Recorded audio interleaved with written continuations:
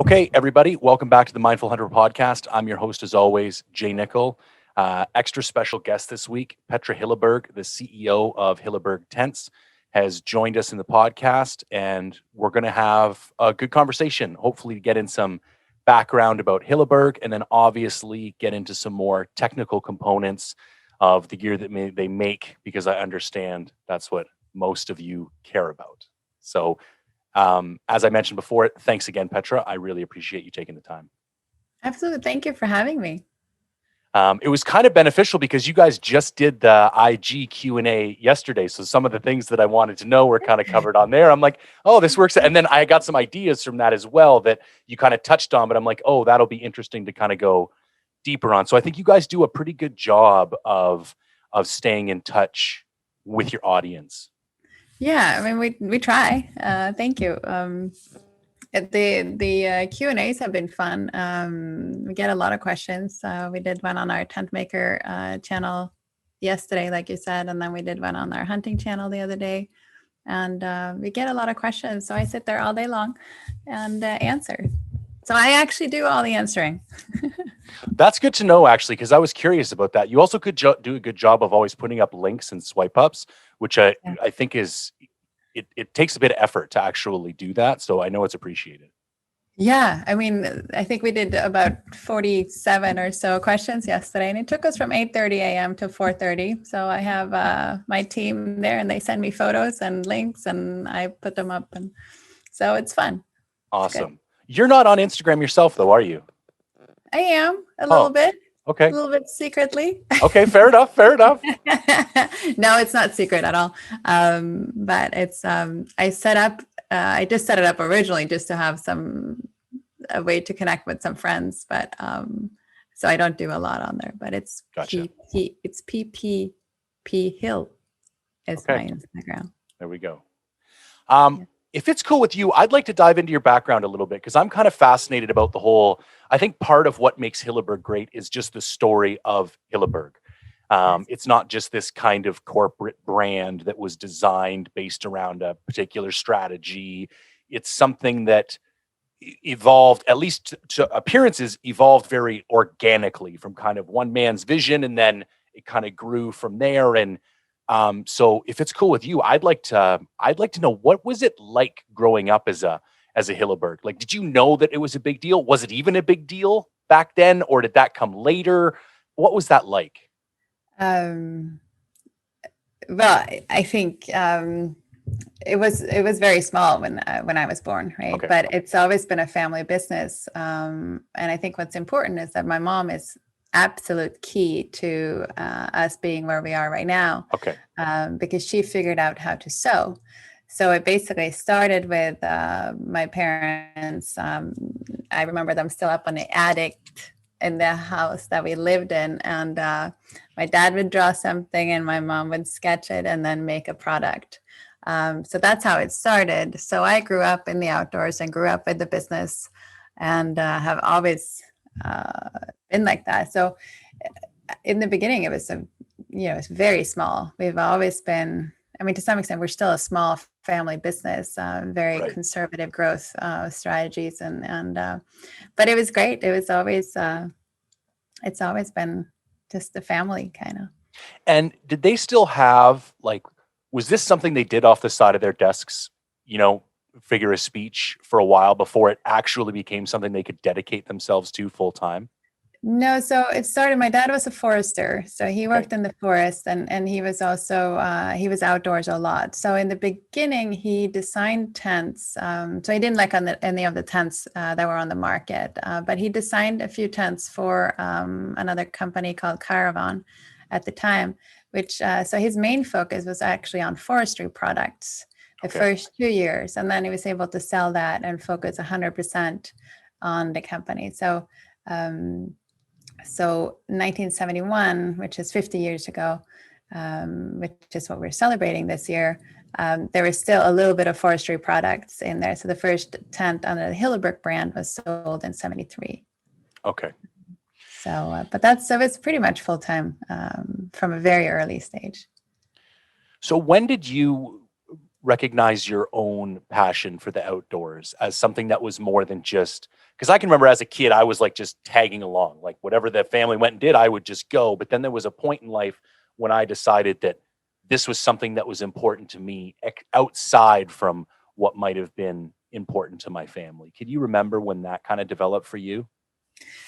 I think it was, I really think it was always there, that that it was just, so it wasn't like, oh, we are going outdoors. It was always like, we are outdoors. We are doing, I grew up basically out in the forest outside of a small town, and the mountains are right there. So we were always out, whether we were skiing or ski touring or cross country skiing or just walking in the mountain. It's always been something that's been part of what I do, or what I am, I should say, probably. So that really never changes, but never, I guess, but you have at some point, you're like, well, I actually like it too. Right. It's what we do, but I also love it. So I think that's always been there, though. So I don't know that there was a revelation in that way. Yeah, fair enough. And I guess it was, I think for myself, I went away from it for a while. Like there was the family stuff, and then I went away and did some school and some other stuff. And it was kind of later in life that I came back to it. And then I was very grateful that I'd had that, because it kind of felt like coming home Yeah. more than anything else. And I had a bunch of skills, and I was comfortable out in nature, and I had other friends who weren't, because they didn't grow up like that. So maybe that's kind of why for me, I kind of see it as two different things when maybe it's not, really. Yeah. I have a 5.5-year-old daughter. So like these are things that I'm thinking about all the time, because I want her to love the things I love, but I also realize that pressuring her to love the things I love is probably a pretty quick path for that not to happen. So I'm looking for ways to gently involve her in the things that I do. Yeah. But I think that's kind of like, I mean, when you're enjoying it, I think that she'll enjoy it too. And then it's just part of her life, whether she takes a break too, like you did, right? I mean, that's possible, but it'll always be there. So what was it like watching the growth of Hilleberg? Because obviously it was, as you were saying, it was small when it first started, but when did it start to become something that, I don't want to use the term noteworthy. Like always, it was very special and a big deal. But can you remember when you and the family like really noticed that like this was going to be something special? I think we had we've always had a very dedicated customer group, because, the original plan and what we still do is we're making tents for our friends and for ourselves to use, right? And to make sure that people are safe in when they're outdoors. So that quality aspect has always been the main focus, right? So that was, expeditions started using it very early on, and friends of my dad's who were out as much as he was. So that was just, the appreciation from the customers started coming very early on. And I think maybe when I realized it was a big deal, was a German magazine was calling my dad the tent pope. I thought that was pretty cool. That's pretty cool. That's pretty cool. So, but it's if you want to call it a big deal, but it's in it's in a niche market, and it's the niche market that we've always been in. So, we can go to, or my dad or I can go to a store somewhere, no one has any idea, you get the blank stare. They have no idea. And you go to another place where there's, Hilleberg fans, and it's like the biggest deal ever. Right. So it's a small niche market. So we kind of look at everyone as family. So One of the answers that I really loved yesterday, somebody asked a question along the lines of, what are your plans to stay in a particular price point or stay competitive in pricing moving forward? And you, in a very diplomatic way, instead drew attention to like more like the importance of construction materials and the quality. And I just really respected the fact that you guys haven't lost sight of who you are. Like, I think it's important to have a somewhat affordable product. You don't want to be completely ridiculous, but I love the fact that the quality and the stability and the reliability, like that's the hallmark of what makes Hilleberg. And that continues to be this way 50 years down the road. Yeah, it's always been the focus, like building the absolute highest quality product that we can and using the strongest materials, and we don't compromise on those materials. So yes, they are more expensive. Our manufacturing is more expensive, but it's kind of, it's the same when magazines review the product. They have all these pros. The cons will always tell price, right? And it's tiresome to some extent, right? It's never talked about value. Right. And value is so much more important. And that's why I put that photo that I did. It was a 35-year-old Namach that was getting, standing up in a storm happily. And that's the value, that if you're buying something, if you're just going to go out and kind of do a little car camping, absolutely, you don't need to have that kind of product. But if you need it, so for a lot of the hunters, if you are out for 2 weeks on this trip that you've planned for a really long time, you've gotten the tag that you want, you're in the area that you want. And I mean, that's a lot of planning. You don't want to be going home because your shelter didn't hold up, right? So that's the value that it's, if you look at how many nights you can spend in it, it's not expensive per night, right? So it's kind of the need and what you get, kind of. So I feel like that's often missed. So a magazine that will set up the tents and kind of look at it in the yard, of course it looks expensive, right? Because they all look the same if you do that. But if you put some weather on top of that, then maybe they're not that similar. Yeah. So. Yeah, it's funny. You see this across the hunting industry. I'm more focused on archery than rifle hunting, but I do both.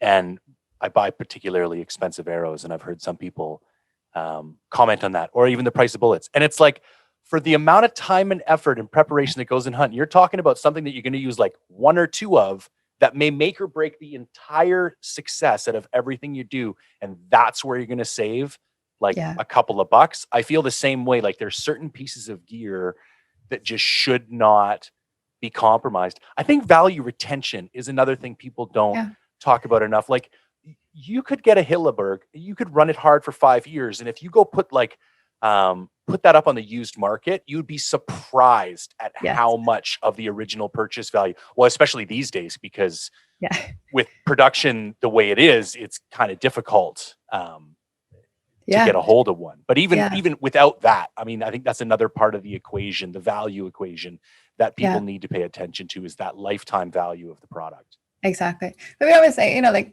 not everyone needs our product. Right. But the ones that do, it's not that expensive for that. It's really the amount of time and then the security that you have, the added security and safety that you can have when going out. And that's important. And the shelter piece, you're going to have so much better of a day if you have spent a good night and you are safe and you can be comfortable. So, we never pay anyone to use our product. And a lot of people ask, well, why aren't you guys on Everest more and things like that? And most of those expeditions are paid for. And the guide companies get the tents for very, very cheap. Whereas if you look at North and South Pole expeditions that are less sexy, so to speak, they just, they really are completely reliant on the gear, because there's no one's going to come and get you fast enough if you're in trouble. And there, our products are almost standard for most people that do go there. So that's kind of you just need, it's a little bit different, but it's always funny when people always talk about price. It's really value. We're not trying to answer the question that he had. We're not trying to make the cheapest tent. It's, there's others that do a good job making cheaper tents that work well for a lot of things. That's not the category we're in. Yeah, I think that's one of the secrets to your success is firmly defining who you are and who you serve, and then trying to get those people the best product for what they need, and then like staying true. Because people get confused all the time. They start out on the right path, but then in the effort for growth and other things start to get compromised. We see it all the time as companies start to expand, quality starts to deteriorate. They trying to get into more markets. So, and maybe that's an interesting kind of segue, because we have seen kind of a shift in leadership over the years When did you actually start to work for the company? So I probably started when I was 10. Okay. Cutting little, I would cut the little elastics on the burning machine, and then I would graduate up to connecting inner and outer tents, and then even to setting up inner and outer tents, or setting up the tents and quality control and like laying out fabric. So I would work the summers and any school holiday. But I was about 12 years old when I said I was going to sell tents in the US. My dad had just come back from a trip and he's like, yeah, of course you are. Yeah, that's fine.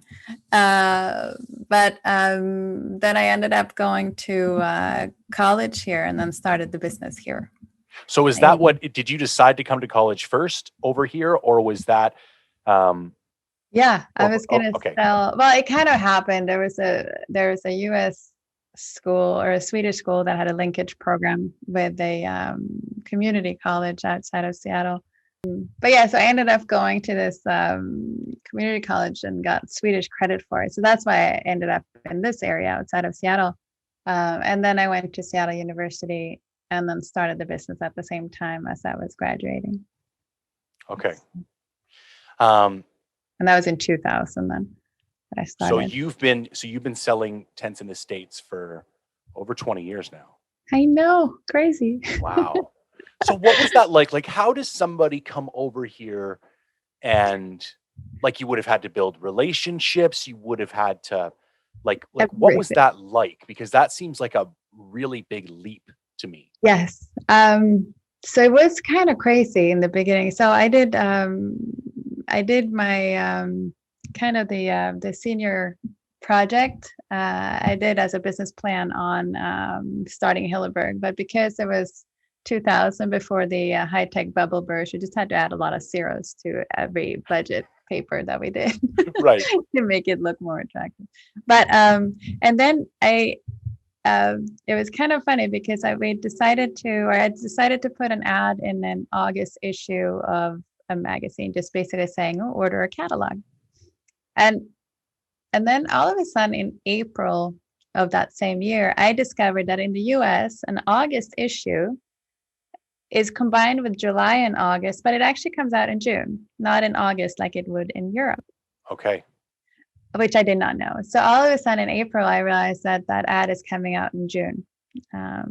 So then I had to start running with real estate agents and accountants and lawyers to try to set up the business and get inventory over, set up a website. So I did all that. So I actually graduated on June 10th. And then my dad's birthday is on June 12th, on Saturday. And then the first tent went out on June 14th. Wow. So that was a very hectic time. So I really never had time to think. I was just running. And then the business was set up. And at the time, I was just doing online direct sales. Okay. And I was by myself for the first 2 years and just kind of did it. I shipped out catalogs and packages and answered the phone and did all that. So manufacturing was still over in Europe where it is. It's always been in Estonia. Yeah. Always been in Estonia. And they would ship you kind of wholesale and you would sit on it and then do direct sales from there. Yep, exactly. And then it grew from there. So after 2 years, I had my first employee, Chris, who's actually still with me. He is in charge of the warehouse and deals with all our retailers and stuff. So he's still with me. And we got a few retailers started. So we started combining and then so did both direct and retail sales. And then over the years also expanded. We added our Asian distributors. And so we do all sales outside of Europe now from here. And you guys hold a bit of an interesting position because you do direct to consumer and you use distributors. Yeah, we use retailers and direct to consumers. And that was always because, again, I started and at the time, if I was looking for sales reps that would be going to retail stores, they were completely uninterested in a high price product, a new product that they didn't know anything about. So we didn't get any reps at that time. And then later we don't necessarily want to give up those margins that you would have to do with so we go direct to the retailers instead and work with them. So now we have maybe 30 retailers in the US, and we work with those who understand the product and who come to us and want to sell. Right.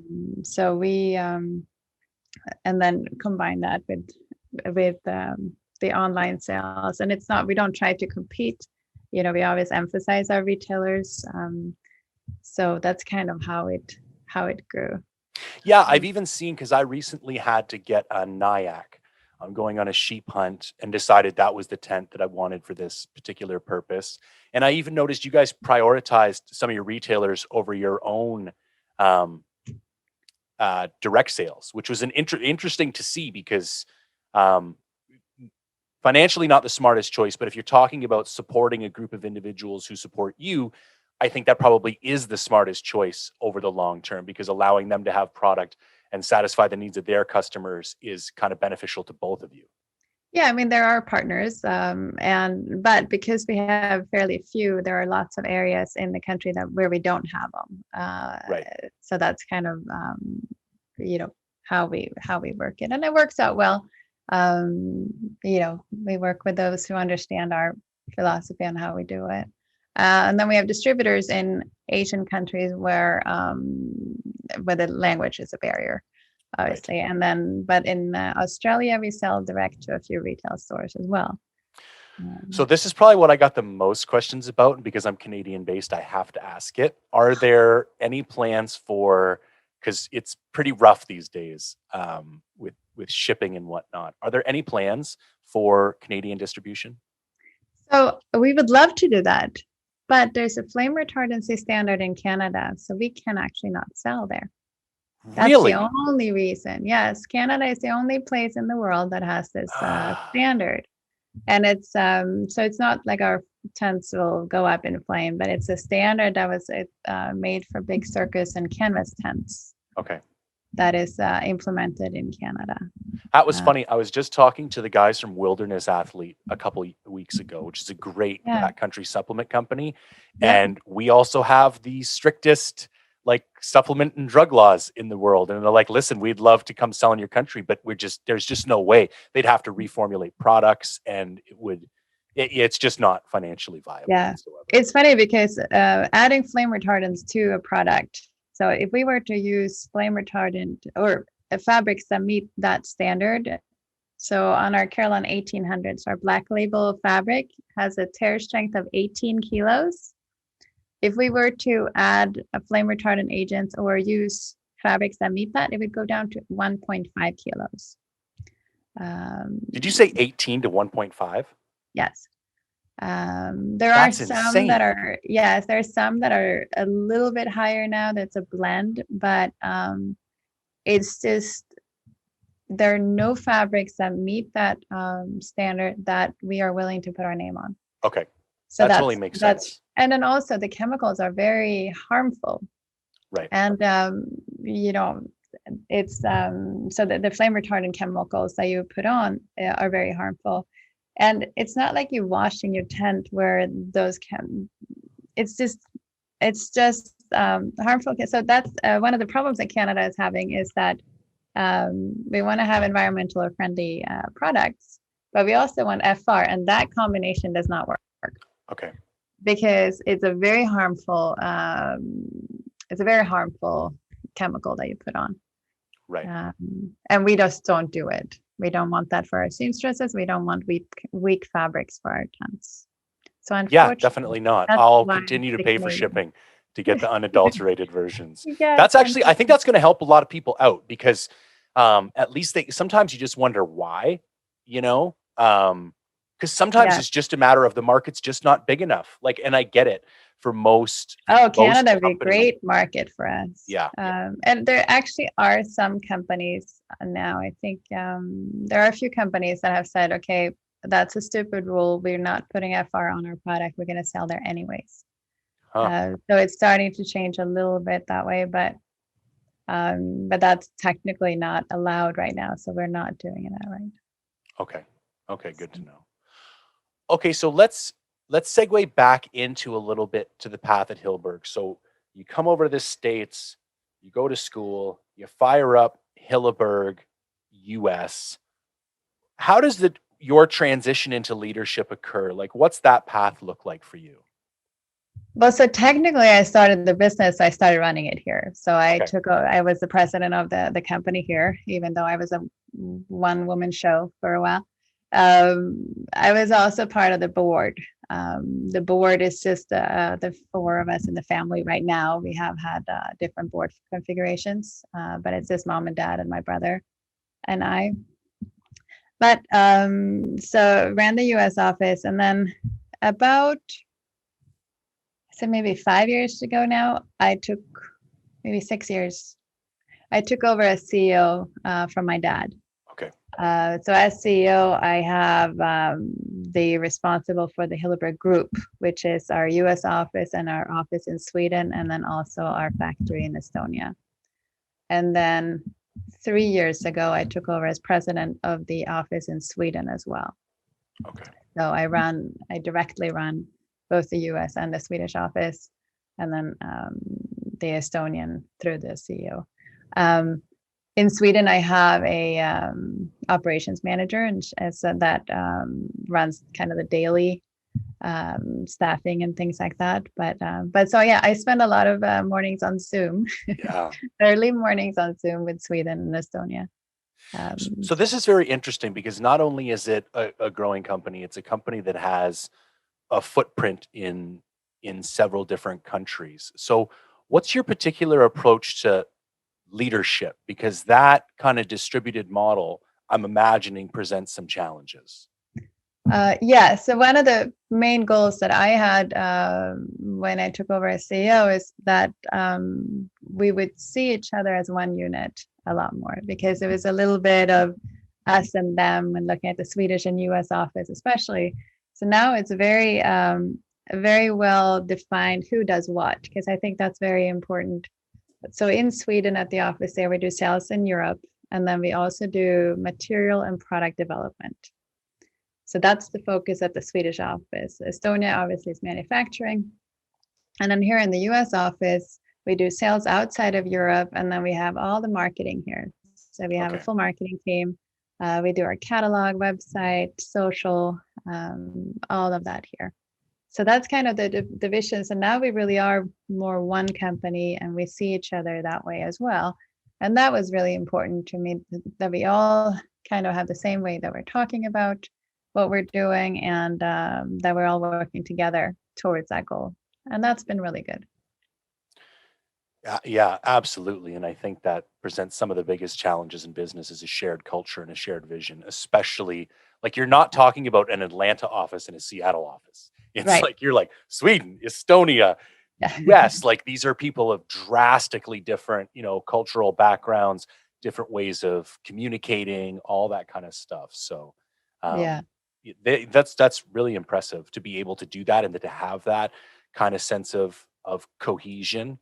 And I think you've already alluded to this kind of earlier on in the conversation, but if you were to say the next 10 years, like what's your overall goals and vision for where you would like to see Hilleberg go? So it's kind of, I get that question a lot, but to some extent, it doesn't change that much, right? Okay. We want to continue building the absolute best product that we can. And that's always the bottom line: highest quality, highest function. And there might be, I am obviously looking at production right now. We are producing more than ever. I know it's hard to believe, but we are producing more than we ever have. But obviously we could probably sell right now about twice as much as we're producing Right now. But that's not feasible. It takes at least 6 months to train a seamstress. So Really? It's not something. Yeah, these are high skilled people that are doing this. So it takes a long time. And obviously during COVID, it's been hard to recruit. And in general, it's getting harder to recruit. Not everyone wants to sit in factories and work in factories. So that's a challenge. that I'm working on actively to work through to meet some of the demand increases. I think obviously there's a huge increase right now due to COVID and people not wanting to travel so much and wanting to stay home and being closer to nature.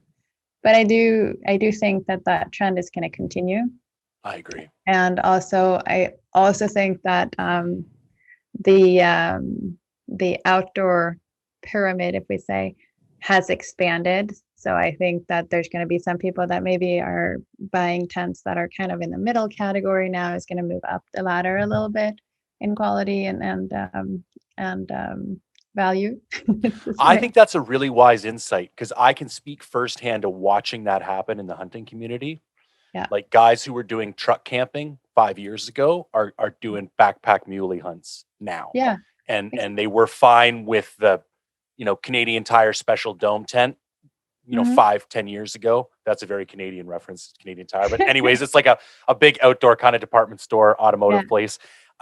Very low end tents, what I grew up in as a child. But they're moving up that value chain because they're embracing bigger challenges. And I don't think anyone saw the outdoor space exploding the way it did due to COVID. Like I know people would have predicted Peloton exploding and Zoom exploding, and because you take everybody out of work and you stick them at home.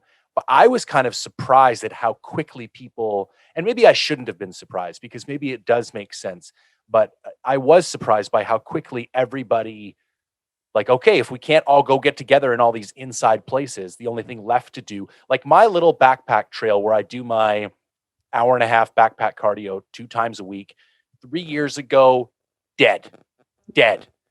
Middle of COVID, I can't even go on the weekends because I'm going to run into 50 people. Like it was just, it's a very interesting response. I think it's a good thing. I think it was also somewhat counterintuitive because it was more than just there's nothing else to go and do.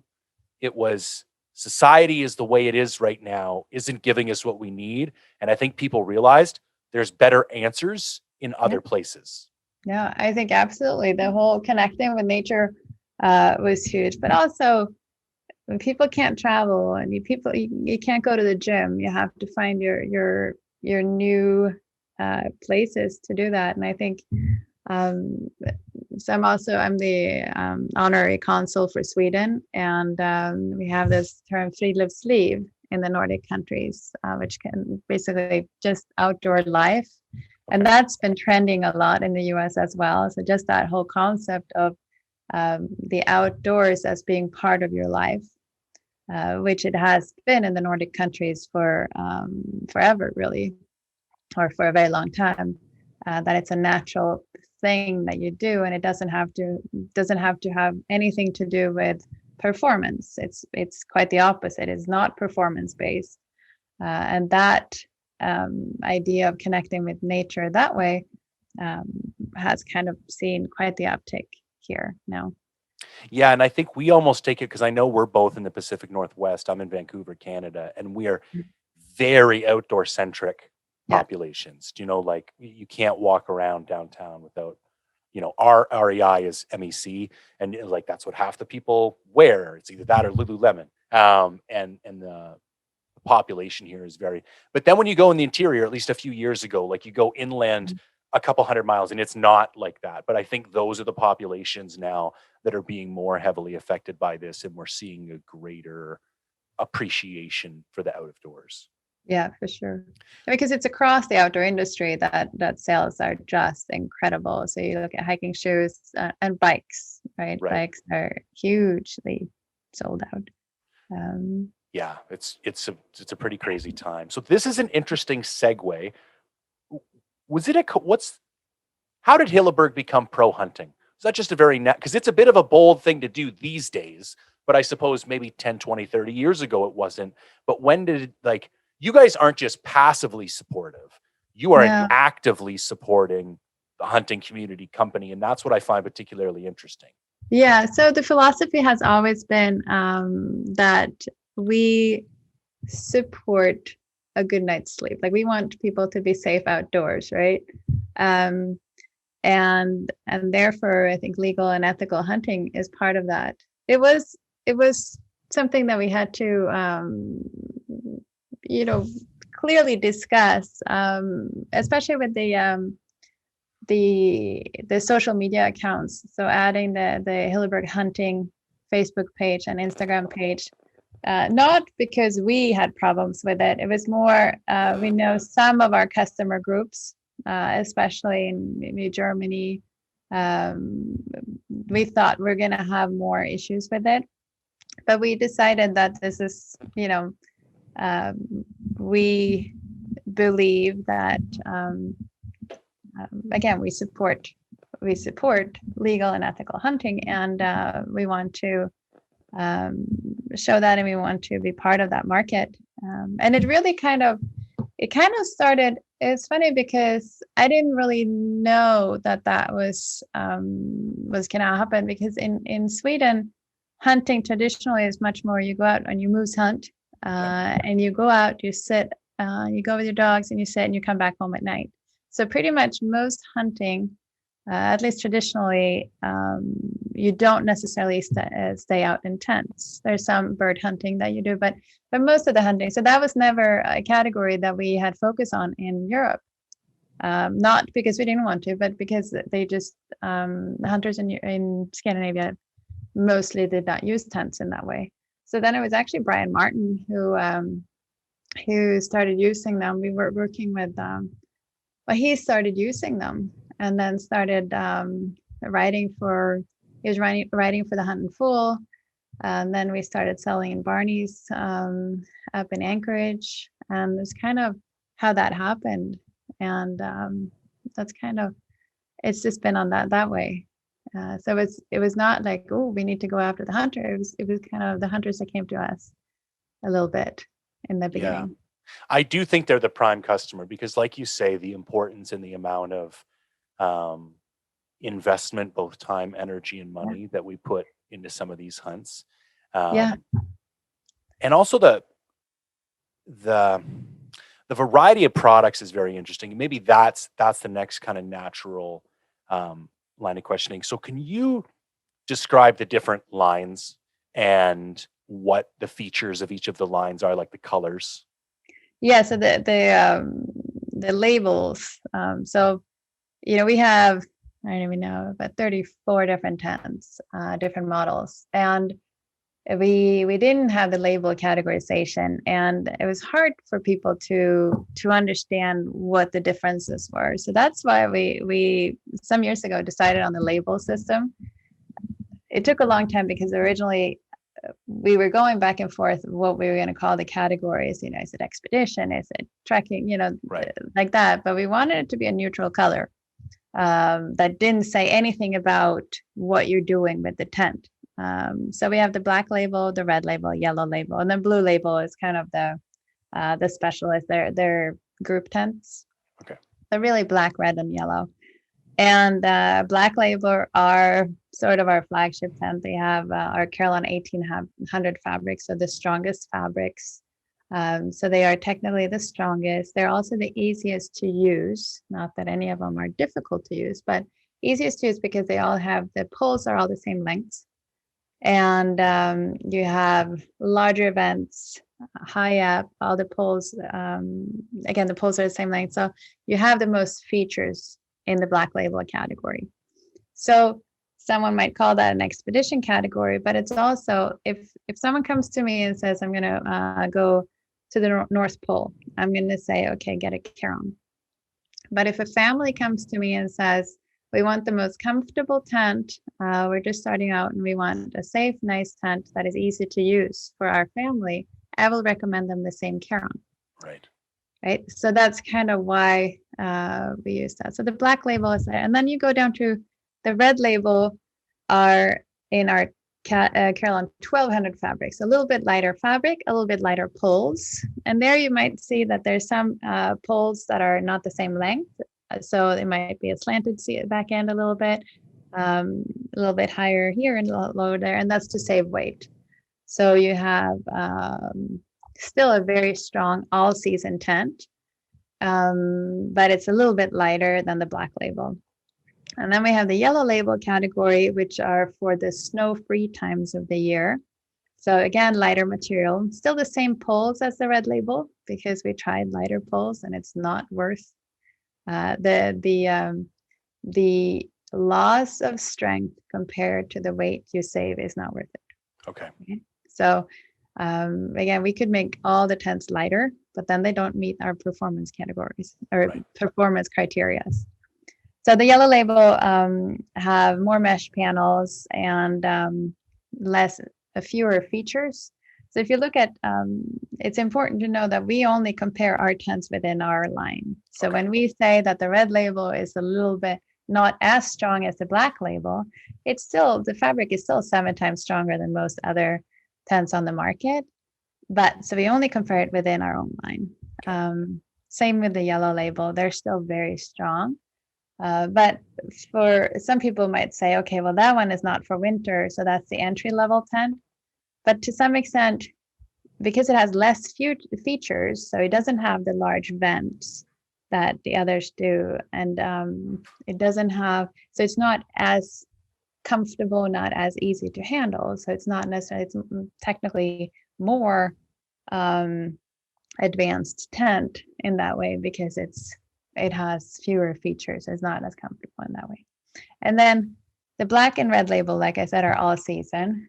We decided not to call them 4 season because everyone who thinks when we talk about 4 season, they think winter only and heavy.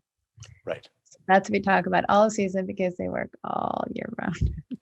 And what we consider an all season tent is that the outer tent goes all the way down to the ground and that all mesh panels can be covered up and that the vents are high up enough that you can still get venting even though you have snow covering the bottom. Right. So a tent where the outer tent or the fly does not go all the way down to the ground, we would never consider suitable for winter usage. Or a tent that has mesh panels going all the way down or all around would not be suitable for winter usage, in our opinion. See, I think this is something interesting about another point that's interesting about your particular philosophy. Because, like, let's look at sleeping bags, for example. Most people overrate their sleeping bags. Like, they're going to put a survival rating on the bag instead of a comfort rating to kind of inflate the use case. Where you guys have gone the opposite, because, and I'm not here to promote the use of yellow label tents outside of their designated use. But like I would not be surprised to see yellow label tent used in some shoulder seasons where it might get a little bit of snow. Like I think you guys, and I think it's a wise strategy, but you definitely don't. It's a conservative approach. Like when you say it's a 4 season tent, it is that and then some for sure. Yeah, we for sure. Like Aaron Snyder, he pretty much all uses yellow label. We have this discussion all the time. Yeah. But he knows what he's doing, right? So he knows the expectations that he has of that tent. He knows it's going to be colder. He knows there's a potential that he'll get a little bit snowdrift into the tent, but he takes that, he takes those drawbacks with it because he's going for the lower weight. So I think if we were to say that you should use it, it's just not fair for people because the expectations are still there, right? So we do, we don't use them ourselves in the winter. I mean, obviously when we test them, they've been sitting up in the winter in the wind machine full blast. So it's not really a strength thing. It's more of a comfort thing. This was something I found. So I did a solo goat hunt this February and I took a solo and actually did a neat video comparing the Acto and the Solo because they're an interesting way of solving the same problem. And I'm a taller guy, I'm 6'1", and there is one kind of philosophy that would say the Acto is the better fit because technically it's a longer tent. But for me personally, I knew I was going to be sitting up quite a bit and I found I had a little bit more headroom. So I ended up going with the Solo. I also tend to have a preference for freestanding tents just because it's like a little more, this is kind of funny. The real reason I like them is that I can pick them up and move them around after they're set up and look for the flattest Yeah. spot. Yeah. Which is like, You just need to be better at finding a good spot. fair enough. Fair enough. I'm willing to own that. But the solo was so warm. I mean, this was a cold hunt. Like, I was in Stewart, British Columbia. It was terrible. I actually got to the point by the second night, I wasn't even closing the inner vestibule. Like, I was zipping up the big door, and then I was actually rolling up both inner doors, because if I left those closed, stuffy's not the wrong word, but it was just a nicer night's sleep for me, by leaving that open. And so it was more. And when I did the research for that hunt, I might have asked 10 or 15 people. And other than a couple people thinking about the TP stove option, which, if they knew where I was going and the lack of flat ground, that's not even really an option there. Almost exclusively, there were Hilleberg recommendations. And the two that came back consistently were the Acto, and the Solo. And I couldn't have been happier. Good. And it would have, like, more room would always be nice, but on a solo hunt like that, you're limited. So it's like, you got to compromise somewhere. And I think having the safety and security of the Solo was well worth it, to take a little bit of hit in headroom. Yeah.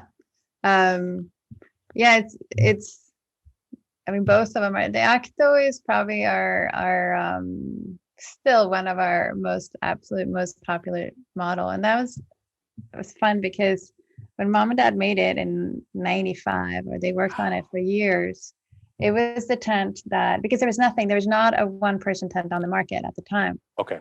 And it's the tent that they actually made the most prototypes out of. They made 16 prototypes before they were happy. Normally it's maybe 4, 5 would be a lot, but 16 prototypes to get that tent. Yeah. My mom was beyond frustrated, I'll put it that way. My dad kept changing his mind.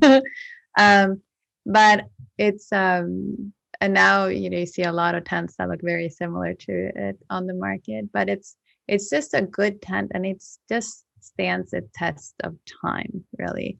But the Solo is obviously very convenient, and like you said, you get a little bit more of the headroom, which is nice if you're going to be stuck for a little bit of time. And then the strength of the Solo, especially in the winter, is hard to beat. Like, we have one of our Alex Barber, one of the climbers that we work with, he was in Annapurna with his Solo when that big earthquake hit a few years ago. Okay. And his tent got buried under an avalanche of 6 feet of snow, his Solo. And he was in base camp, luckily, so he wasn't there. But he climbed up to Camp 2, where the tent was, some days later. There were some Sherpas there, and they were just laughing at him because he was digging out his tent. They were just, oh, that's stupid. But he dug out the tent, and it was just sitting there. His stove was right where he left it. Everything was just fine. That's crazy. So it's just a very strong tent. Yeah, I felt great. I never worried about it. And I was in heavy snowfall. Like, there was probably 8 feet of snow on the ground.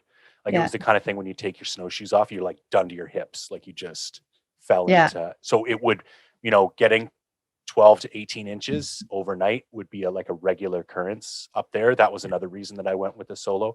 I think the popularity of the Acto too, to get the strength that the Acto has for the weight that the Acto is incredible. Like, the Solo's a 5-pound tent. It is what it is. And I think the Acto is close to 3.5. And to get very similar performance characteristics and being able to shave 1.5 pounds, like, I'm not surprised at how popular it is, because that fills a very interesting spot in the market. Yeah. If you would have had the Acto in that kind of snow, obviously, because the ends are a little bit low, right, that could have been packing on there a little bit. So then you'd have to be a little bit more active during the night and kind of tapping that off a little bit. So that's obviously the disadvantage, having a 1-pole tent compared to the Solo as a 3-pole tent.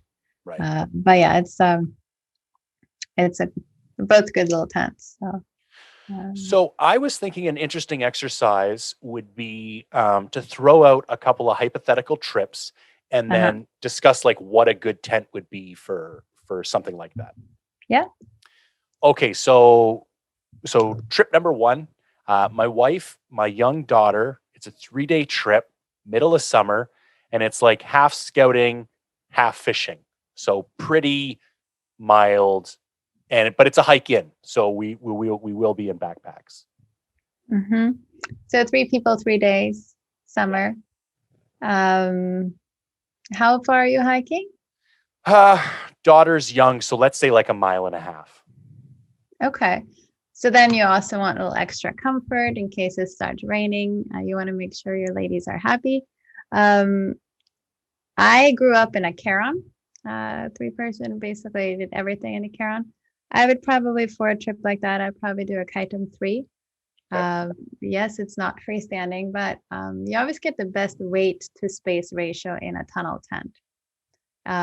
So in the Chitum 3, you'd have 2 entrances, 2 vestibules, a big inner tent for the 3 of you, and just a lot of comfort, and still pack weight. So I remember on the back of our catalog, everything is packed weight. So that's important if you're comparing to other manufacturers, but 7 pounds. That's what I would do if I wasn't going very far. So Okay. add option for a little bit more of the comfort. I like it. I'll have to put that on the shopping list. Okay, trip number 2, we're going to do 2 guys, and they want to split the tent. We're going to go elk hunting in September. So they're going to bivvy hunt elk. So they're going to tear it down every day and take it with them every day. So it's not a base camp type situation. And let's say it's like Wyoming, mid-September. So 50% chance of rain, 50% chance of some moderate winds. Snow is not a concern. So obviously on elk hunt, you're looking for a lower weight. So you're thinking snow is not a concern at all? For the sake of this exercise, let's okay, just keep so it let's simpler and pretend say that, no. Okay, so I would go, I'm going to go yellow label.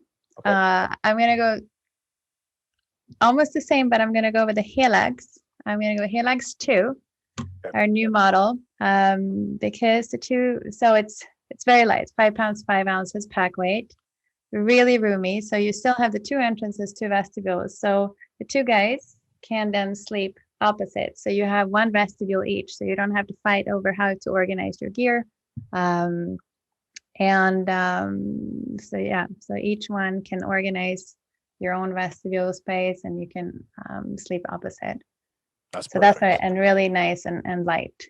You could even go with the Hilleberg 3 for broad-shouldered boys. With just a 5 pound, 12 ounces. Yeah, that's sub 3 pounds per person too. Yeah. Okay. And so I have to say, dividing the weight, we recommend that you don't divide the inner and outer tent, but obviously that you can do separate the poles. So one person can carry poles and pegs if you want. But otherwise, I think it's a good idea to keep everything together, and then maybe divide cooking supplies and food 100%. and like that, because part of the advantage with our tents is that the inner and outer go up together. Right. So you put the poles in, you peg the tent out, or if you have a freestanding, you don't have to peg it out. Put the poles in, everything goes up together. So you never have to worry about the inner tent getting wet while you put the fly on top of it. So it's such a quick and easy setup. So separating the 2 to divide the weight, I don't recommend. Yeah, I should have been more clear. I also don't think that would make any sense. I'd give the guy a stove or maybe some extra food or something like that just to offset. I was thinking about it more just from like, estimating sleep system weight per person. Absolutely. That's a fantastic 3 pounds per person is quite manageable. Yeah, for sure. Okay, I want to be cognizant of time. I got a few Instagram questions. You okay for like 3 or 4 rapid fire ones? Sure. Okay. Nalo 3 GT versus Nalo 4 for backpacking with 2 guys and gear, or the wife and kid? So with the wife, I would probably, between those, I would do the 3 GT, because it's nice to have that extra space. However, I would probably go the Hillebergs or the Chitum route. because then you Okay. have two entrances and two vestibules, so you don't have the slanted back end. So Okay. having the two vertical inner tent entrances makes a huge difference on volume inside, especially if you're taller.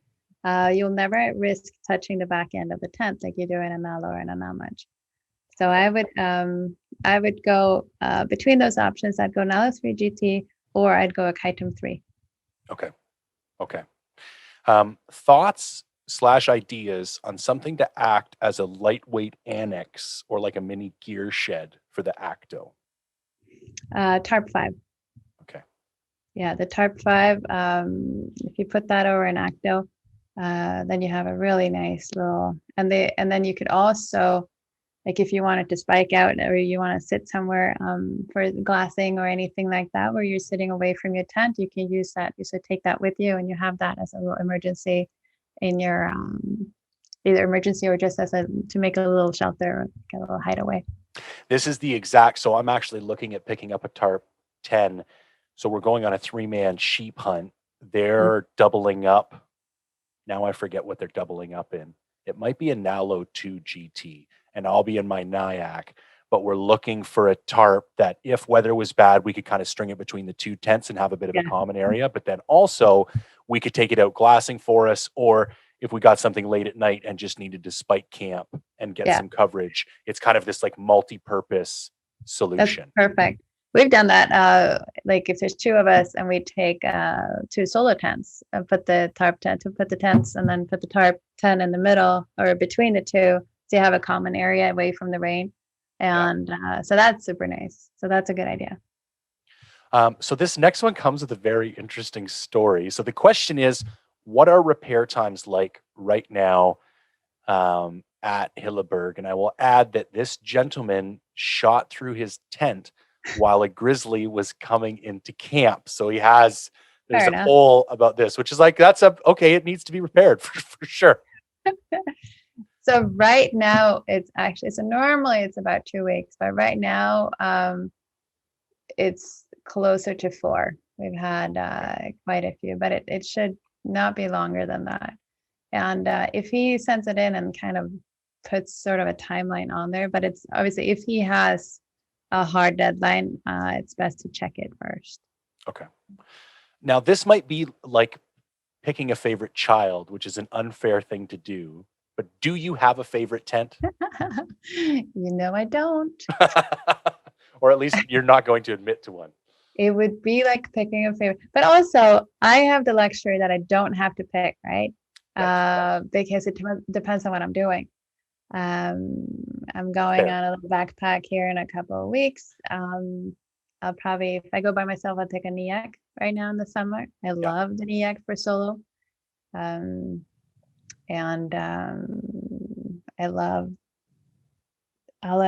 grew up in the Caron. There's some of the domes are really cool. There's just the Honoris is really cool, the new one. They all have a spot in the line. They're all there for a reason. So there's kind of, because the often it's like, okay, well now we need to remove one model because we've added a few. But first of all, there's none of them that kind of are dropping in sales. Like when we introduced the solo, we thought that maybe the Una would have less demand, but then the Una demand picked up as well. So it's been so we haven't removed any models for a long time. So they all really have a spot in there. They all have a purpose. So no, I can't pick one. Okay, that's fair. Okay, last question. Any notable surprises, positive or negative, when you've released a tent, like one that just took off or one that just went flat that was just a surprise? We really haven't had any surprises like that. I think we have a pretty good understanding of the market because we work so closely with our end customers, both through different forums and things. So we know, and also again because we use them ourselves, we know kind of what we would want to see. And it's again, we're making it for us and our friends. And again, everyone who's using one is considered our friends. Right. So not really. I think actually I can say that the Solo BL that we introduced this year, we thought was, kind of a little, not going to be hugely popular, but that one has been much more demand than we thought. And then the regular solo demand and the VL went up too. And the same thing, maybe when the ALEC 3 was introduced, we thought that it would eat a little bit of the ALEC 2s, but then both went up as well. So things like that. Like we've thought through the years, maybe that introducing a new model will cannibalize a little bit on its counterpart, because most models have a counterpart in each label. So like if you look at the Caron, Kaitum, Helix, or Namach, Nalo, Anyan, they all have their counterparts in their categories, but it hasn't really happened that way. So that, I think that has been a little surprising that they're not. That is interesting. They're not. It kind of shouldn't mathematically, because it's like mathematically it shouldn't. Yeah. It's kind of, but that hasn't really happened. So. Okay. Well, I want to be respectful of your time.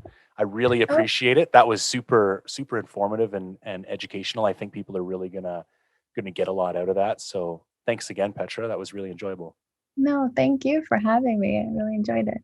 My pleasure. All right. Enjoy the rest of your day. You too. You take care. Cheers. Okay.